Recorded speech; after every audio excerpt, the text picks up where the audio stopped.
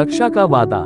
इस राखी पर शालिनी ने अपने भाई के लिए एक बहुत ही सुंदर राखी खरीदी थी। वैसे तो हर साल वह अपने भाई को अच्छी राखी बांधती थी, पर इस साल राखी का पर्व उसके लिए और भी खास हो गया था। उसके भाई जतिन ने उसकी रक्षा की थी। शालिनी पढ़ने लिखने में बहुत अच्छी थी, पर कुछ दिनों से उसे एक परेशानी झेलनी पड़ रही थी। स्कूल से लौटते समय दो बदमाश लड़के उसे छेड़ते थे, उस पर फप्तियां कसते थे। शालिनी सब कुछ चुपचाप बर्दाश्त करके आगे बढ़ जाती थी। इस छेड़छाड़ से बचने के लिए उसने स्कूल से लौटने का अपना रास्ता बदल दिया था।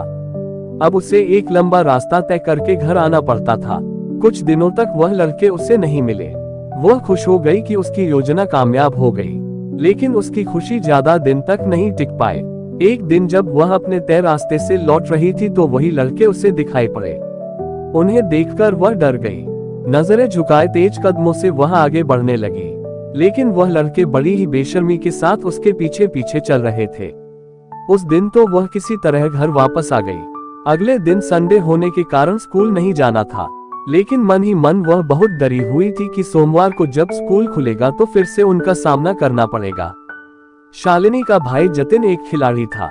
उसने जूडो में ब्लैक बेल्ट जीती हुई थी। जूडो की कई प्रतियोगिताओं में उसने मेडल जीते थे।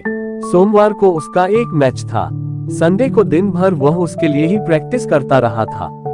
शाम को जब वह प्रैक्टिस से लौटकर आया तो उसने देखा कि शालिनी बहुत उदास सी दिख रही है। उसने अपनी बहन से पूछा, क्या बात है शालिनी, तुम परेशान लग रही हो। शालिनी ने ये सोचकर कि उसका भाई परेशान हो जाएगा और अपने मैच पर ध्यान नहीं दे पाएगा, बात को बहाना बनाकर टाल दिया। सोमवार को जतिन अपने कॉलेज की तरफ से मैच खेलने गया था। जतिन के जाने के बाद शालिनी भी अपने स्कूल चली गई। उसका मन स्कूल जाने का नहीं कर रहा था, लेकिन आज क्लास में टेस्ट था, इसलिए उसका जाना जरूरी था। स्कूल पहुंचकर भी शालिनी यही सोचकर परेशान थी कि छुट्टी में क्या होगा, वह घर कैसे जाएगी। उसकी कोई सहेली भी उसके घर के पास नहीं रहती थी, इसलिए उसे अकेले ही जाना पड़ता था। परेशान वह डरी हुई स्कूल के गेट से निकली। उसने सोचा था कि आज वह पुराना छोटा वाला रास्ता ही अपना लेगी। हो सकता है वो लड़के उस रास्ते पर ना मिले, लेकिन स्कूल से कुछ ही दूर बढ़ने पर जब वह उस जगह पहुंची जहां से दोनों रास्ते जाते थे, तो उसने देखा कि वो लड़के खड़े हुए हैं। उन्हें देखकर वह और डर गई। उसकी आंखों में आंसू आ गए। उसकी यह हालत देखकर उन लड़कों की हिम्मत और बढ़ गई। उनमें से एक ने आगे बढ़कर शालिनी का हाथ पकड़ लिया। आसपास कोई भी नहीं था। शालिनी जोर जोर से रोने लगी। जिस लड़के ने हाथ पकड़ रखा था उसे अचानक एक जोर का मुक्का लगा। उसने शालिनी का हाथ छोड़ दिया। उसे दिन में तारे नजर आ रहे थे। उसका साथी आगे बढ़ा तो उसे भी घूंसे का सामना करना पड़ा। शालिनी ये देखकर हैरान थी कि उन लड़कों की पिटाई करने वाला उसका भाई जतिन था।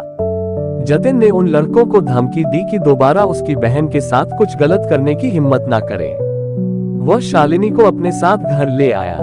घर पहुंचकर उसने शालिनी को बताया कि आज का मैच भी उसने जीत लिया था।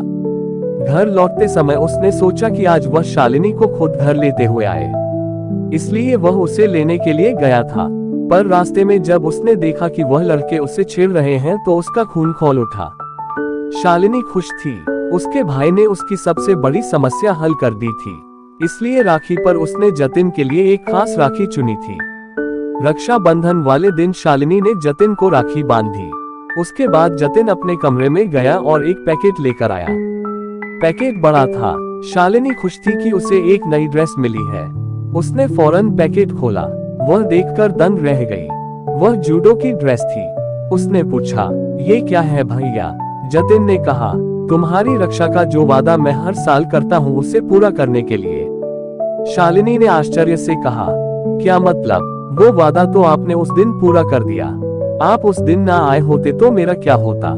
जतिन ने समझाया, तभी तो ये लाया हूँ। हर समय तो मैं तुम्हारे साथ नहीं हो पाऊंगा, इसलिए तुम्हें इस लायक बनाऊंगा कि तुम खुद ऐसे लोगों को सबक सिखा सको।